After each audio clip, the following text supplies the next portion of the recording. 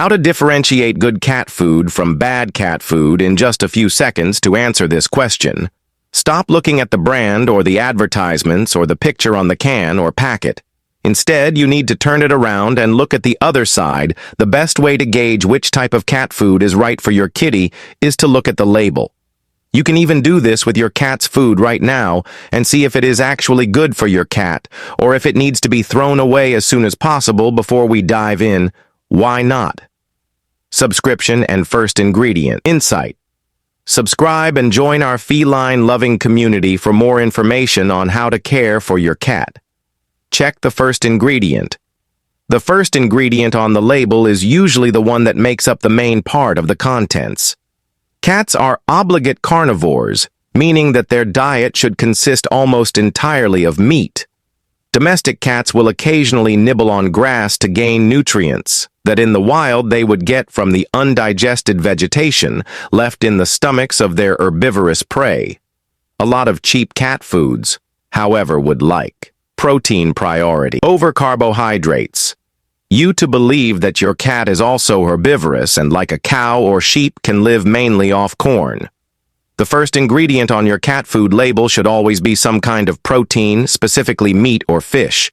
The reason corn and other carbohydrates will sometimes appear instead is because they're cheaper than meat, and so can be used to bulk out the cat food for cheap. It may have been a bargain, but you should throw the whole can away. Check the analytical constituents. It might sound like this video has suddenly got overly analytical constituents and mineral balance. Technical, but in truth, the analytical constituents are just a fancy way of describing the text on the back of the packet that tells you the percentages of protein, salt, etc. in your cat food. It's a legal requirement to ensure that you know what you're buying. Here are a few tips on what to look for. We've already mentioned that protein should be a high ingredient, but you'll also want to check the level of phosphorus. This chemical is responsible for bone and teeth growth, energy storage, and muscle development. Without it, your kitty could become weak and lethargic and may even develop bone disorders. One can have too much of a good thing. However, the amount of phosphorus should never be higher than the amount of calcium, which is also important for your cat's bones and teeth, as an imbalance of the two can lead to kidney failure for adult cats. The percentage of phosphorus should be 1% or lower, while the percentage of calcium should be no more than 1.2%. For kittens who are still actively growing, the percentage of calcium can rise to 1.5%. But the percentage of phosphorus should not change. Check for taurine. Taurine is a vitally important part of your cat's diet, responsible for their vision, heart health, and immune system. As you can imagine, a taurine deficiency can be extremely bad news for your kitty. In the wild, your cat would get taurine from their natural meaty diet. The process of turning meat into cat food, however, can inadvertently destroy a lot of the taurine. As such, good cat food should always have added to listed among the ingredients. If it doesn't, it simply isn't providing enough nutrients to keep your cat healthy. Lose the sugar. Lose the sugar. We all like a sugary treat once in a while, but it's not at all healthy for our cats. Cats aren't designed to eat high quantities of sugar. They don't even have the ability to taste sweetness. If your cat's food list added sugar as an ingredient, then you should probably start looking for a different brand. Your cat's diet has no for sugar, and it won't even taste particularly good on their tongue. It will only make them overweight and cause them health problems. Throw it away. Don't assume premium means better. Don't go for premium. Premium cat food might seem like a good idea. It may be a tad more expensive, but doesn't your fur baby deserve the best you can give them? Yes, of course, we're not going to argue that you should heap cheaping out on your kitty diet. We're going to be arguing against the idea that premium food actually is the best premium when it comes to cat food. Often just means more expensive. Many premium cat foods will use the same basic ingredients as the cheaper non-premium version. Worse, in cases where they do use different ingredients. The difference is often that the new ingredients are more digestible or have more fat in some cases. Especially if your cat is used to the cheaper food, this kind of change to their diet can actually make them sick. You should check with your vet before introducing any major change to your fur baby's diet. Check the weight and value. Check the weight. You know the feeling of buying a nice big bag of chips, opening it up once you leave the store, and then immediately being greeted by half a bag of chips and half a bag of air. Manufacturers do this because they know that you're more likely to buy the bigger bag, but they don't want the expense of filling it all the way to the top.